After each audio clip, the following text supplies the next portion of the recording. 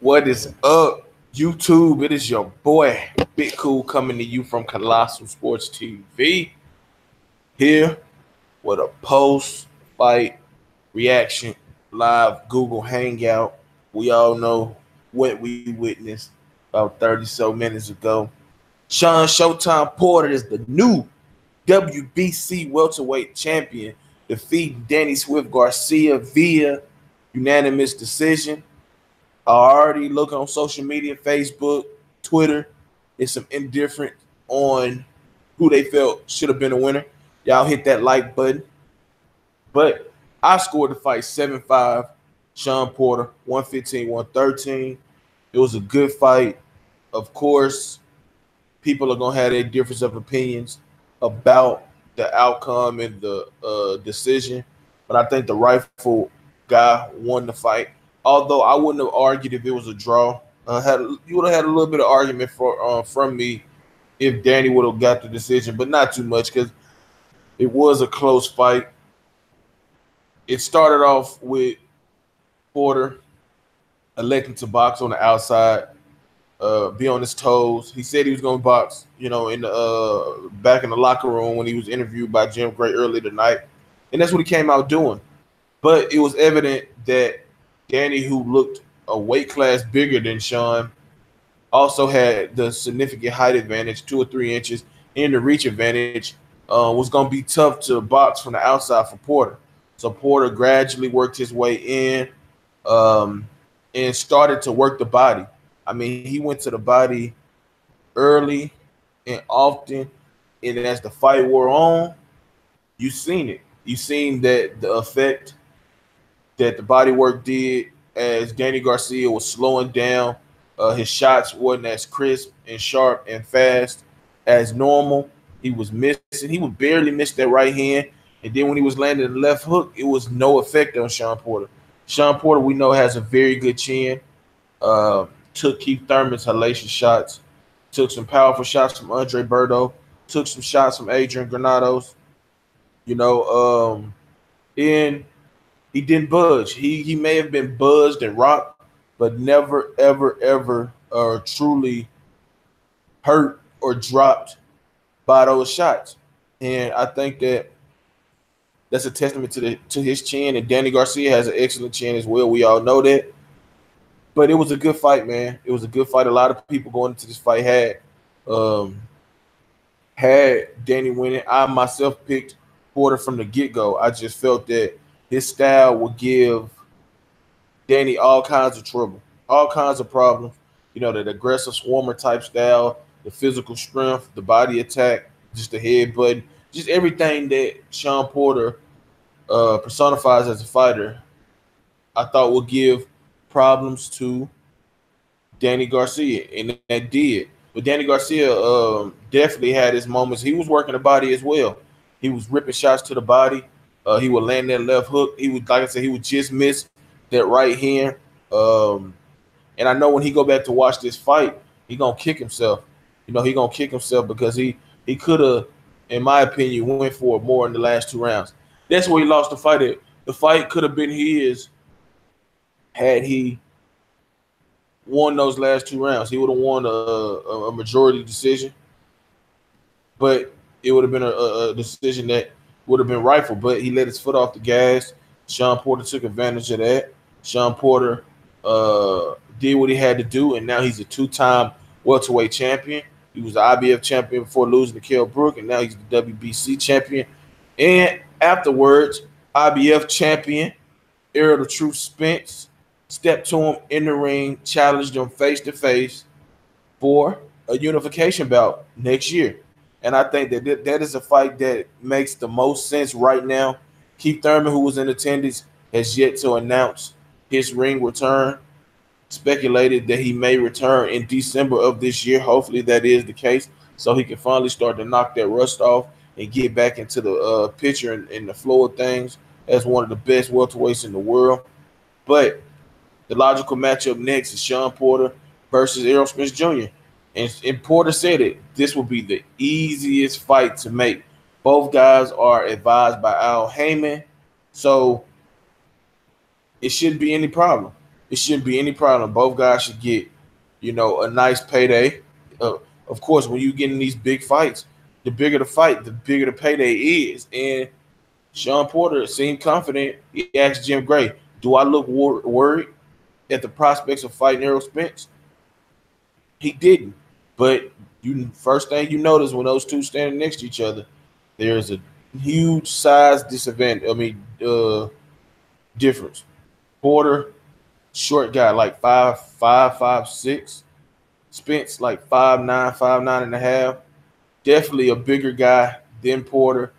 He towers over him, and that's going to be an intriguing fight because both guys love to go to the body. We know Errol Spence is a prolific body puncher, and he's a guy who can cut the ring off, has a good educated jab. He's just a power puncher, bigger puncher than Danny Garcia. So Porter cannot be reckless, cannot abandon defense in a fight with Errol Spence, because if he does that, he's going to end up on his back looking up seeing stars, because Errol Spence is just a whole nother level type fighter. He's not as experienced as Porter, but he's bigger, he's more skillful, he's stronger, and he's younger, and he's confident in, doing what he got to do to get the job done. Y'all hit that like button. Let me know what y'all thought about tonight's fights, man. Who did y'all have winning beforehand, and did y'all agree with the decision? But I think that it's gonna be a hell of a fight between the two. Of course, I favor Errol Spence, just because of the things I stated, and I think that once it's all said and done, as happy-go-lucky that Shawn Porter was in his post-fight interview with Jim Gray, I think that when it's all said and done, when it's really time to step in that ring, he's gonna have to be a different version. He's gonna have to be clicking on all cylinders, or he will get stopped by Errol Spence Jr. Errol Spence Jr. is a phenomenal fighter who is getting better and better, and I cannot wait for that fight. Let's talk a little bit of the undercard. I'm expected to be joined by at least one guest, maybe two. But until then, let's talk about the undercard. We seen former IBF champion, heavyweight champion Charles Prince Martin return against Adam Kowalski in a fight that turned into a war. Charles, the 6'6" southpaw, versus the 6'3" Kowalski, Orthodox fighter, Poland, from Brooklyn, New York. Slugged it out. They gave us a fantastic fight, even though it seemed, though, in the middle rounds that it was a one-sided beatdown in favor of Kowalski. Martin, to his credit, did come back and make it a fight. He hurt Kowalski late in the fight. He was able to get, combinations off, land some shots at will, but he lost a unanimous decision, a close unanimous decision, 96-94, all three scorecards. So that tells you how close it was. If he would have started out a little stronger and a little faster in the early rounds, he may have gotten a draw or a close victory. And also, if it was a 12-rounder instead of 10-rounder, that may have been more beneficial, because he did hurt Kowalski late in that fight. But to be honest, man, I don't see either one of these guys being a factor. We seen what happened to Charles Martin when he stepped up in competition against Anthony Joshua. He got blown out. So I don't expect neither one of these guys to be a factor moving forward in the heavyweight division. Now, they will give out some entertaining fights. They are guys that are credible somewhat and are, worthy of being, in line for a title shot if they keep winning, especially Kowalski. But in terms of them being a champion, pulling the upset, I just don't see it. I can't see how they'll deal with the power and athleticism of Wilder, the power and skills of Joshua, the height, the skill, the unorthodox of Tyson Fury, the skills and power of Luis Ortiz. I just don't see how they'll deal with none of those guys moving forward.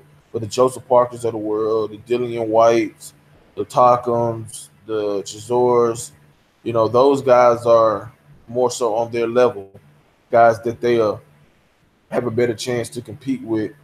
And I think that, if those fights get made, those will be some entertaining fights because Joseph Parker's on the 2-fight losing streak right now. Who he needs to get in the win column, and I think that matching him up with either one of those guys will be a terrific fight. But that was a good opener for the card, and you go to the co-main event where you got Eunice or Yordenis Ugas versus Bar Nuevo in a fight that was one sided. I don't think you could give Bar Nuevo a round in that fight. I certainly didn't. I thought it was a clean sweep by Ugas. And Ugas is a very good fighter. He's 8-0 now since moving up from 140 to 147. Apparently, you can tell that the weight, extra weight, and him not having to struggle to make 140 no more has definitely been beneficial to his body. I think that he's a terrific fighter. He don't have that killer instinct. It seems. Me and CJ, we was talking about that on his channel on the live hangout watching the fight. He don't have that killer instinct. He's a terrific body puncher, has good hand speed, has a good jab, good right hand, but he don't have that killer instinct, and he's not an overly strong power puncher. You know what I'm saying? He's a good puncher, but he's not anybody that I would look at the top, as Spence and say, yeah, he'll beat him for sure, or Thurman to say he would beat him for sure, or Crawford to say he would beat him for sure. I think he would have a chance against Porter, Jesse Vargas, Amir Khan, Devin Alexander, Andre Bertos, the guys like that. But in terms of those top three guys, I don't think I can say that 100% with certainty that I don't see him bothering any one of those guys, Thurman, Crawford, or Spence. I think that his style would be made for them. I think that they're better boxers or they're bigger and stronger. So I think that he would be at a disadvantage in that. But he did earn, one of the mandatory spots, and we all know that, us, the 3kingsboxing.com reported that, the guy whoever won the fight now we know is Porter, who, since it's a vacant title, the winner of the vacant title has to make consecutive title defenses. But we know we got that Spence fight potentially looming out there. So I think that while Ugas is a good fighter, the guy he was fighting is a guy from Argentina who had an inflated record, fighting nobody but, lower tier fighters to get that padded record with the 18 knockouts. But we should have known, he had he had 3 losses, even though you can't really judge a fighter off his losses because we've seen, plenty of fighters throughout history of boxing. Their record isn't an indicator of how good and tough they are. You know what I'm saying? There's always a story for the most part behind those losses. And, we had to withhold judgment. But after seeing him fight, he's horrible. He's horrible. And he would have had no chance to compete with none of those guys. So, Ugas took care of him quite easily, one-sided, and now he's in line to face, Shawn Porter down the line. I think that is going to be a situation where he's waiting because, like I said, there's a lot of moving parts. You got Errol Spence there. You got Keith Thurman, who could elect to take him on next year after he gets some rust off. Or you got Andre Berto, who's also in the mix. And it's just a lot of moving parts to say for sure when Ugas will indeed get a chance to fight for a title. But he is a very good fighter, and he put on a very good performance. The Showtime card was not good whatsoever. It was not good at all. I mean, it was a struggle to get through the first 2 fights. It was a real struggle because it wasn't really no back and forth. I mean, like I said, the fight between Martin and Kowalski was good, but it wasn't nothing to be like, damn, you know what I'm saying? I need to see a rematch or some shit like that. It was just a good fight between 2 solid heavyweights, and then the co-feature was horrible. Maybe if they would have put Anthony Durrell versus Jose Benavidez on that card, it would have been much better. But being in May, that's the card we got. Still doesn't rank as the weakest biggest card from Showtime this year. That goes to Errol Spence versus Carlos Ocampo. That undercard was trash as fuck. It was trash as hell. You know what I'm saying? And but this is up there. This is right up there with it. This is definitely right up there with it. You had everybody, all the fighters is there. You had Browner, Jamil Charlo. You had Keith Thurman. You had Davis, Robert Easter Jr., Julian J Rock, Andre the Real, Peter Quillen. You had Black Panther himself, Chadwick Boseman in attendance. So definitely the stars came out to support and check out some very good boxing. But the card from a whole top and bottom was not very good, and that is just my thoughts on it. But we're gonna see moving forward what's gonna happen between Danny Garcia, Shawn Porter and Errol Spence, because both guys was talking big shit in the post fight interview, and now what's all left to do is to fucking sign that contract and have that fight. Pretty much easy. That's really what it boils down to, and I expect that this fight will be announced. It will get made for early next year. Oh, got a guest jumping on. What's good, Bo? Yo, you know what it is. Y'all know who it is. What's good, fam? Shit, chilling, man. I just kind of went through the card. I was trying to go on my talking points, wait for your ass to come in, but now I'm glad because you saved the motherfucker.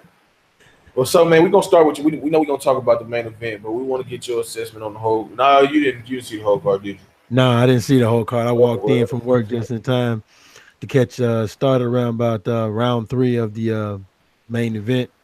And then I watched the rest of the fight, then I rewind to catch the 2 rounds I missed. all right, well, we're gonna talk about the fights you seen, man. Sean Showtime Porter is the new WBC welterweight champion, defeat Danny Garcia by unanimous decision. Me and Bo correctly picked Sean Porter to win this fight when people was looking at us like, y'all niggas don't know shit about boxing. But Yeah. little do they know, we know lots of shit about boxing. Go ahead and take the floor, Bo. Well, here was the thing, and I think I said this on the show when we was talking about it. I said I don't know if Danny Garcia can withstand that the effectiveness and aggression and strength of Sean Porter when he comes at you and he's pressuring you like that. And that was one of the things. Now, also something else, and I want to credit my man 2K. He brought this up when Danny Garcia fought Keith Thurman. Danny Garcia ring IQ was always getting through the fight, but then in the Keith Thurman fight, we noticed that what it came down to in that fight, which is what it came down to in this fight, was the ring IQ of the corner. And Keith Thurman corner had a better ring IQ than Angel. And I saw the same thing in this fight. Kenny Porter was actually giving Sean Porter instructions that was more effective than the instructions that was being given to Danny Garcia. Because I remember, I think it was at the end of round 10, Kenny Porter told Sean, hey, stop just going in there. Go in with your jab your way in.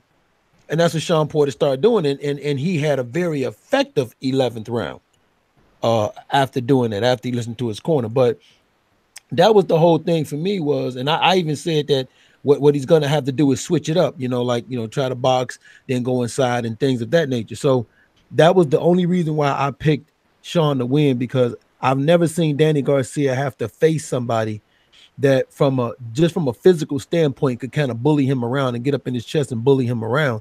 And I never seen him fight someone like that. And then of course, the ring IQ of the corner. So I mean, it was a 50-50 fight, but I just had a feeling, man, that Sean Porter, the way he fights, man, it frustrates you. It can really, really frustrate you. And he's he's not somebody who's just overly aggressive and dumb. He's very smart. So it was a good fight, man. All right, let me spin it, man. I know that you had to know this. It to me, and I was on another live stream. Live stream. My boy TBC, the Boxing Clinic, more CJ, and my homie Cali. It looked like Danny Garcia was a weight class bigger than fucking Porter to me. I got 4 eyes, and my shit was clear. My glasses were clean. Everything. That motherfucker looked a weight division bigger. Did you see that as well, or you just seen the height advantage? I saw the height advantage. I think that's for me. That's what it was the height advantage. I think because Danny Garcia was taller, people think that. But if you ever go watch if you watch the fight in the time when they was in the clinches in the time. Now I will say this: I think people are used to seeing Shawn Porter rehydrate probably maybe a little bit bigger. Mm-hmm. You know, but clear man. When I look at Shawn Porter's back and his shoulders, it was just his back and shoulders was just way bigger than Danny's, man. True, true. And I'm gonna tell you one thing that I learned, observation. We underestimated the physical. At least I did. I don't want to speak for you or nobody else. I underestimated the physical strength of Danny Garcia because early in that fight, he wasn't being manhandled at all. He was kind of manhandling, what I'm saying, Shawn Porter in those first few rounds. When Shawn Porter was trying to come in and trying to turn it. But what Shawn Porter did to counter that was go to the body. He softened him up to the body. And as we seen, I ain't never seen Danny Garcia that tired. You know what I'm saying? Yeah, you can say maybe Sean against Batiste or maybe against Peterson, but I've never seen him, that tired and lethargic to where he was just barely missing. Any other Danny Garcia fight, those right hands would have been connected like ease. And you got to get that's a testament to Shawn Porter and that body work he put in. Man, he dogged him to the body. Yeah, I think it was that, and it was also the pace. Something else that Shawn Porter was doing was very smart. Danny spent a lot of energy in the early part of the fight holding. Okay, he spent a lot. I was actually surprised the ref wasn't warning for that. He spent a lot of energy in the early part of the fight holding, and then Shawn, when he would hold, the difference between Danny hold and Shawn hold was Shawn would do the trick where he would wrap his hand and lean on Danny Garcia's neck. And that takes a lot of energy out of you, boy. Mm-hmm. And he was doing that. And then Shawn was going to the body also on Danny. But I think overall it was just the pace of the fight and the fight being so physical. When Shawn wanted to turn it on and turn into a physical fight, those were the things that were affecting Danny. But I give Danny all the credit in the world, man. He still showed that he can fight at that level. Yeah. But my question is now, what's next for him? We gonna talk about the confrontation, or what if you want to call it the confrontation between Spence and Porter in a minute. But what is next for Danny, who looked just absolutely heartbroken? He looked like somebody had just really like he was the champion already, and he was robbed of the title. Mm-hmm. You know what I'm saying? What's next Mm-hmm. for him? That's a tough question, man, because he lost to Keith Thurman, and now he's losing to Shawn Porter. What's happening with Danny Garcia is what happens to a lot of fighters when you move up in weight. You got to try to find other ways to win, and Danny Garcia, dare I say, he's always been able to bail himself out, with the left hook when he was at 140. Okay, Mm-hmm. so he's always been able to bail himself out with the left hook. He still hasn't his Achilles heel is still guys that boxes. Uh, Honestly speaking, and this might not be popular, I think he needs a new trainer, man. I think he's going as far as he can go with Angel, with his dad. I agree. I He agree needs a new because trainer because this is the second fight I've seen him in where his corner got out coached. I didn't hear nothing. I didn't hear nothing productive from an instruction level coming from Angel that could help Danny, like I was hearing from Shawn Porter's corner. and the thing about it is that you can hear it. It kind of looked like he was tuning them out, not to be intentionally disrespectful. It just it's just to a point where you hear that same voice. It's like it used to work. It used to click. Okay, I'm gonna get in here and do that. But it was like no, it'd be a sporadic in this fight. Mm-hmm. It'd be one round he'll listen, he'll get rejuvenated, and then the next he's just like fuck it, I'm tired. And maybe that had something to do with the style and the pace, of course. The body punching, the Mm-hmm. headbutts, the pressure, the aggressiveness, just the nonstop in your face. Give Porter a lot of credit, but I never really thought that high of Angel Garcia. I respect him. Love that he, battled, survived through lung cancer.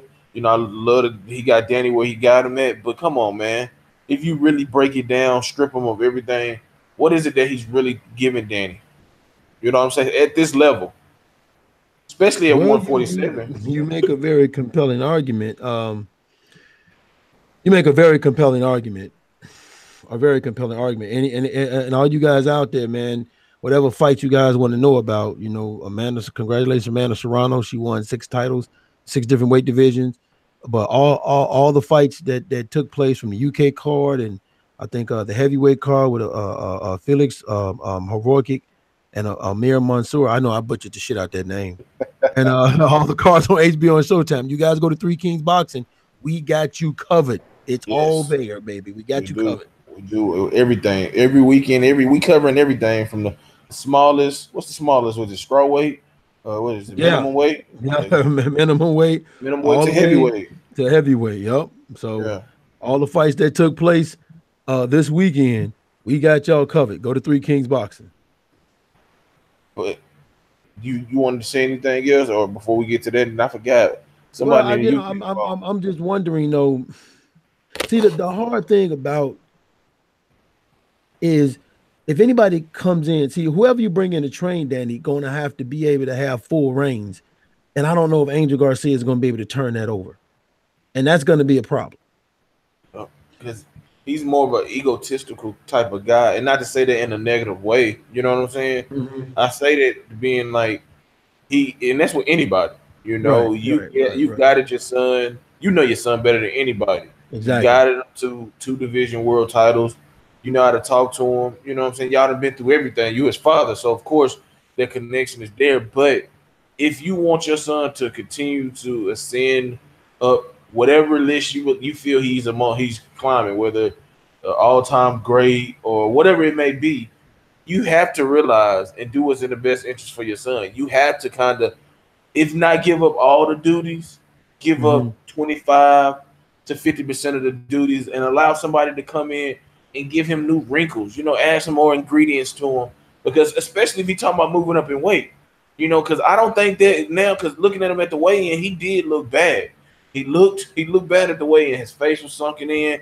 Of course, he rehydrated well and was able to didn't have no ill effects of working hard to make that weight. But if he's gonna move up a weight, especially, you need somebody that can add some more tools to his toolbox to help him against even bigger guys than he was facing already at 147.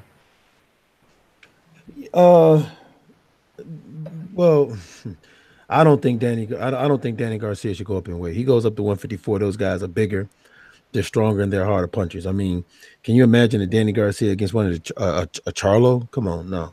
No, Hell, see, Garrett Hurd.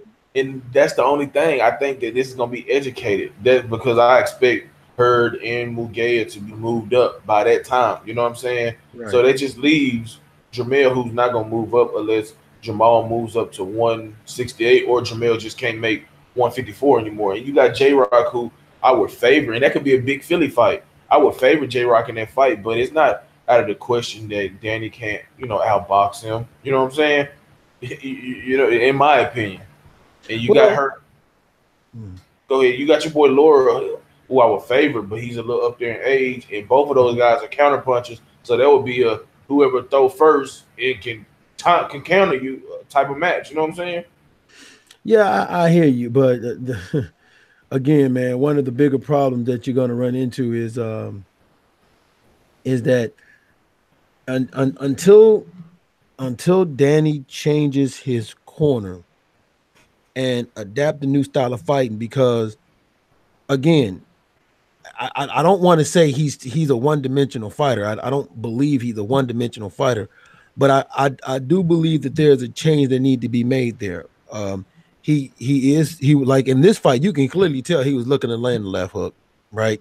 Yep. And he was trying to get, you know, Shawn Porter to come to him. Now he was being, there were times he was being aggressive, but he has to get his activity up. Like in a fight like this, the reason why Shawn Porter only won just off of activity. He just won just off of activity. And he has to, that's what I'm saying. He needs a new coach because Danny Garcia has a good jab. And his jab was pretty good when he used it, but he wasn't using it consistently enough in this fight. Like he actually kind of made the fight harder than what it probably should have been for him because he was the taller man and had the reach advantage. but he just wasn't using the tools that he have. Yeah, I mean, and like I said, all credit still goes to Porter because I was saying that, man. Let me ask you this question. Just imagine this for a moment. We all know Porter, while he is a good fighter, he's Mm-hmm. not the most skillful fighter. But Mm-hmm. imagine if you gave him whoever you want to say, a guy, Danny Garcia or whoever skill set to go with the fighting style, he would be hell. He would be hell, bro. He already hell, but imagine Yeah, giving him a better skill set. Who would beat him? Honestly, I agree with with everything he had, the chin, the stamina, the mental toughness, he yeah. would just be a fucking almost unbeatable guy, at least at 147 and He maybe at well, you know 154. what? He would be tough if like if you gave him the skill set of a Danny Garcia or the skill set of a Keith Thurman or hell, the skill set of a Earl Spence. I agree with you. He would be tough to beat. And I think that he earned his respect, man. I hope he did. Because I see people call him Shitty Showtime or Shitty Sean. And I'm like, man, look, you gotta do what works for you. You know, he always let you know before he gonna be right in your face, it's gonna be ugly, and it's up to you. And I think that this win kind of erases some of the fucking memories of the Kell Brook loss. You know what I'm saying? And to an extent, Keith Thurman, because I thought he beat Keith Thurman in that fight. It was close, could have went either way, but I felt he deserved that victory. But I think that people that expect him to get knocked out against Spence, while I definitely can see that happening, you gotta respect Porter for what he can do, his mind, how tough he is, and how physically strong he is. You know, and leading into that segue, I know you've seen the confrontation, if that's what you want to call it, Mm-hmm. between Errol Spence and Shawn Porter. We've seen the height differential, even Yes. more so with Errol Spence. We know he's much bigger. How do you see that fight playing out? Do you give Porter more than a 10% chance at pulling off an upset? Yeah, I definitely give Porter more than 10% chance of pulling off an upset because uh, Earl Spence isn't the guy that takes a step back. And the biggest problem with Earl Spence is, of course, we talk about head movement. Mm-hmm. Okay. And he will be there to to hit. Now, the problem is Earl Spence is a way better boxer than Danny Garcia is, and hell, he's a better boxer than Shawn Porter. We saw that in the Lamont Peterson fight, and Earl Spence is a much harder body puncher, right? But I still give Porter a more 10% because this is, and you have to you have to give him more than 10% because this is a guy that will gut stuff out and can make you uncomfortable. And Earl Spence will be fighting somebody because Shawn Porter at one point in time fought at 160. So Earl is going to be fighting somebody that he's not going to be able to physically just abuse in Shawn Porter. So it's going to be an adjustment for him as well. Let's look at the comments. Hobbs said, not a huge fan of Sean's fighting style, but at least it was more varied and creative tonight than any time previously Mm-hmm. that I've seen. He edged it on my scorecard just outworked. Then he said, I'll give Sean a 15% chance of upsetting Spence. I think that's generous enough. And I agree with that your first comment in terms of him being showing variety and being creative. Yeah. If he could have did that against Thurman, it would have been a different outcome. He probably Well, would already had it. Thurman fought a different fight. Yeah, he did. Remember when Sean hit him in the body, Thurman got on his bicycle, and Thurman is the better boxer. And better and almost moves Danny. just as well as fucking Porter. And they move similar, but I think Thurman is a better mover in terms of foot placement. You know what I'm saying? So he know how to position himself to avoid that. But I'm with you. I think that Porter has I don't want to say excellent chance, but somebody got to stand up to Spence. You know what I'm saying? Somebody has to. And Porter is a dog. Whether you like his fighting style or not, he's a dog. And once those body shots get to flying in the head, but we ain't never seen Spence cut and have to deal with a guy that's gonna be on him. It's like Shawn Porter look at his opponents like guys with cuts, and he a shark. You know what I'm saying? He just own you. You know what I'm saying? It's just Yeah, I agree with you. It's just like, oh well, you might knock me out, you might beat me, but you're gonna be sore, you're gonna be not wanting to rematch. Yeah, right. You could put it like this: you're gonna work for this victory. Shawn Porter make you work with that. For that. He gonna make you work for the victory, man. But the only thing that worries me though is because Danny was able to land some beautiful hard shots to the body when Porter was on the inside, and we know that is what Spence specializes in. Although, if you go back to his fight with Ocampo, it was brief, but Ocampo was able to hit him because what you said, he don't move his head a lot. So if Porter can continue to find ways to be more creative offensively and kind of make Spence square stuff up, which he also loves to do. He also loves to admire his work. Right. If he can kind of mix his attack, you know what I'm saying? I think that could be a fight that we look up and like, damn, 9-10 rounds in, that shit is it's still close. Yeah. Also, you know what though? Let me say to something. I think something I did see in tonight's fight. Shawn Porter and Danny Garcia has a good chin. Errol Spence has a good chin. The problem with Errol Spence is, unless you hit him with something to earn his respect, he's not going to worry about you. That's pretty much what it. Because I remember watching. He was on some Sway in the morning, and he said, "Well, I've never been rocked before," and that's his problem. That's the reason why he doesn't move his head, because ain't nobody ever hit him, to the point to daze him. But I will say this: it'll be very difficult for Shawn, because Earl is such a dog, and Earl is such a Earl is one of them dudes that's heavy-handed. You know what I'm saying? Like, he's one of those guys. He don't have like knockout power, but when he hits you, you feel it. It's like one of those. Right. So it's gonna be interesting to see how Shawn deals with somebody that when he hits him, he feels it. It's gonna be interesting to see how Shawn deals with that.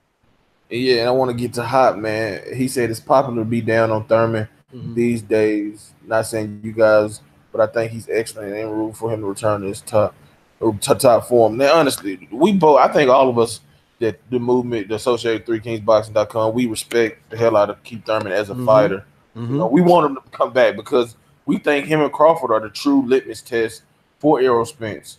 You know what I'm saying? I agree. When we criticize him, we criticize him for what come out of his mouth when it comes to Errol Spence. Exactly. You say stuff like, what do you say? I'm not as motivated, it's not on my to-do list. That's it's just not on my to-do list. Like, wait a minute, fighting another champion is not on you. But when Crawford name came up, he's, oh yeah, I'll fight him. Like, huh? Oh, make sure you check out that Brandon Sharp interview. I ain't seen it yet, but I heard it's one of those from Keith Thurman that make you scratch your head again and like, really, Keith? Yeah. But to the point is, we respect the hell out of Keith. We call it how we see it in turn. We're not talking about his skills. We know only thing you can say critical about Keith as a fighter is probably his ring IQ isn't the best at times. You can say he a front runner or he don't take it to the body well. Other than that, he's an excellent power puncher. He can box. He can move. He got personality. He's shown a solid beard so far in his career. So, we want him to come back. That's why we talk so much shit about him. And he's always at the forefront of our mind when we talking about boxing because he's the missing piece. You know what I'm saying? He's that missing piece. We need to see him versus Spence versus Crawford versus Porter in the rematch or whatever it may be. You know what I'm saying? So we can put these questions to the side. Well, let's put it in this perspective. The guys that fought tonight, not only were they fighting for his belt, but he beat both of them. Exactly. So just from a resume standpoint, he got Shawn Porter and Danny Garcia on his resume, and he should be the more popular fighter in the division, but he's not. Earl is, and that's just simply because of the way he talks. Like you said, the way he was, the way he was talking. So, I mean, I won't Keith. I'm with you, man. Listen, Keith Thurman, he hits hard enough to get Earl Spence's respect when he pops him. You know what I'm saying? He's the dude that hit hard enough to get Earl. I don't know if he knocks him out because when you start going up in the level of competition, your knockouts go down. But he hits hard enough to where Earl will have to respect him. So, that would be a very interesting fight. But yeah, I'm with you, man. I want to see him come back in top form. Is just that the only criticism of him is what you just said, Jarrell, just the things that he says. Yeah, and he moves well enough to fucking really make Spence have to cut the ring off and have them come to him. Yeah, so I mean, that is really maybe if we being honest, skill wise, I don't know who better, Crawford or Thurman. People gonna say, "Oh, be cool. What the fuck you talking about? You don't know who better." It ain't just simple. You gotta really break down who they fought, the level of competition. As much as we love Crawford, that resume is lacking. You know what I'm saying? It's like it's lacking. You know what I'm saying? Yeah, I hear you. So I mean, and Keith Thurman's resume isn't lacking. So I mean, we have to see. Hopefully, man, Keith Thurman come back in December. You know, get a fight early next year, February, March. Then later on, he can face the winner of. I'm gonna claim it now, Spence versus Porter, because that's the fight I believe is gonna happen. Yeah, It that makes fight's not sense. gonna happen the next year, but I want to see Spence in the ring one more time before then. I Because do too. his fight ended in one round. So I want to see him take one more fight because they're not gonna make that fight the next year. Heyman not gonna make that fight the next. So Yeah, that's I what I'm would like to see saying. Spencer take one more fight and then fight Shawn He should might as well, next you year. know, he should fight your Dinas Ugas, a guy who's number 2 in the IBF. Although he is one of the mandatories for the WBC, I figure if I'm Ugas, you're gonna have to wait 2-3 fights, which mean a year or year and a half, 2 years for a But title didn't that shot. fight tonight Ugas had tonight? I thought that fight put him in line for Earl Spence. No, put him in line for a WBC. You know, because the vacant champion now, Shawn Porter, who won the vacant title, they got to make consecutive mandatory defenses. So you got Keith No, Thurman. no. That put him in line for the IBF. Uh-uh. He's no This Ugas was is for the ranked like WBC. number damn 9 in the WBC. How the I, hell that put him in line I, for that fight? I asked Mauricio Suleiman. But yeah, I mean, yeah, I know he ranked number 2 in the IBF, but this is a title eliminator. This was a title eliminator. You know, mandatory spot. You got 4 guys really vying for it. You got or 3 now. You got Keith, who got the first shot just because you know he vacated the title. Andre Berto still in the mix. I think he up there, and now you got Ugas. So if I'm Ugas, I ain't waiting on no motherfucking body. You said you could fight. He called out Errol Spence after he beat Ocampo. Yeah, And he I'm did. like, look, man, we can fight in December, Earl, and you can go fight Mikey or Porter or whatever next year. But I want my title shot. Well, he ain't gonna say that to the motherfucker because obviously he gonna think he gonna win. But Right. you know what I'm saying? I think Ugas will give him a good fight. I don't think he'll beat him, but Ugas, I think good he would give him a fighter. good fight because Ugas has seen many southpaws, and what we saw tonight, he's very effective against him. Now, down, make no mistake about it. Barrio Nuevo is no Earl Spence. Okay, Oh no, all right, no. he's no Earl freaking Spence, and Ugas looked at way bigger than Barrio Nuevo. Okay, so but I just think from a standpoint, the confidence of Ugas, the fact he's faced many southpaws and stuff like that. I think it would be a good fight. But yeah, man, I can't be man. I gotta get off here pretty soon, man. I'm getting tired. Oh yeah. Well, It's shit. late. Hell yeah, it is late. Yeah, well, you didn't see that spin. I mean that con fight, did you? No, I did not. Hey, we gonna try. I'm gonna try to get a show in tomorrow because you know football season started and shit. So if I do it, it probably be between uh, 8 and 11.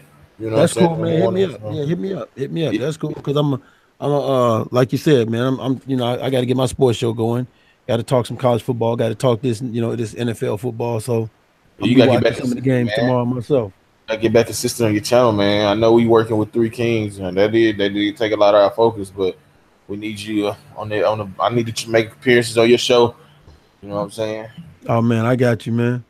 But yeah, man, if y'all ain't subscribed to my boy Bo, True and Facts Sports Talk, go subscribe now and turn them Appreciate it. notifications on, man, because he old school cat from Chi-Town, OG of the movement, threekingsboxing.com. He well versed sports and shit. He might drop some life videos too, man. Like I said, he been through a lot. He know a lot about these sports.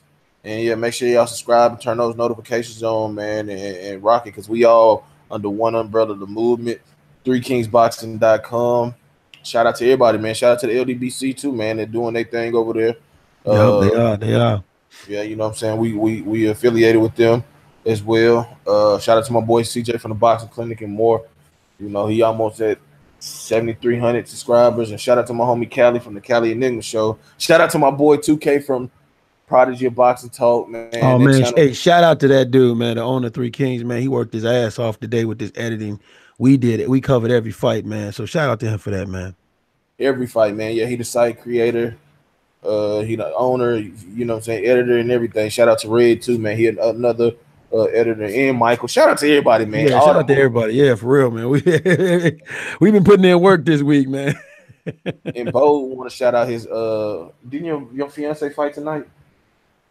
Yeah. I'm talking about Amanda Serrano. Yeah, you see how I get that very white voice out? Yeah. Let me get out for here, man. I'm gonna holler at you tomorrow. Big cool. All right, man. All right, Y'all yo, stay shout out to up. everybody, Brandon, Maurice, Hop, and all you guys, man. Shout out and always I appreciate y'all supporting my man Big Cool here, man. Make sure y'all hit that like and hit that bell icon so y'all can know when my man is on. Hey, Matter of hold fact, on I'm gonna before do you it get off. myself. I'm Hold gonna hit it on. myself. Hey, hold on before you get off. I'm about to end it up. But yeah, man, peace. Smash that like button, subscribe button everywhere, man. Until next time, we are out. Peace. One.